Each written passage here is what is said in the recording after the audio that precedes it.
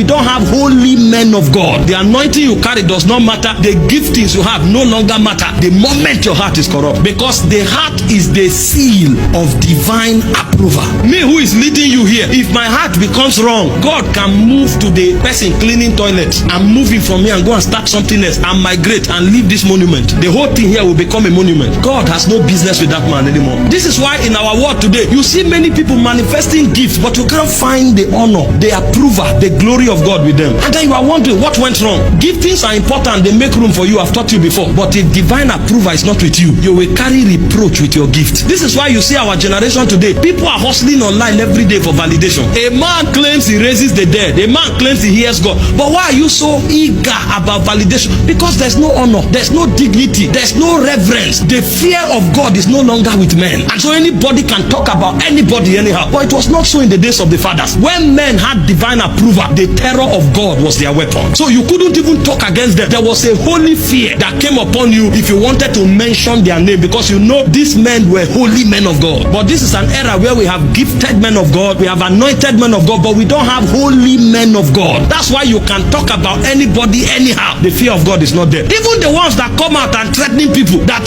something will happen, nothing happens, because the approval of God is not there. But a man who carries divine approval, he doesn't need to threaten you. If you talk, yourself will know that something has gone wrong. A generation needs to cry, but the foundation of iniquity is in the heart. Until iniquity was found in you.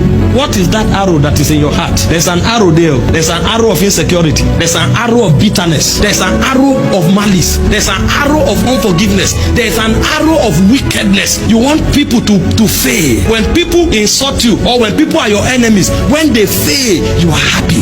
They tell you, that brother that did this thing, they said they had an accident. God, it's well.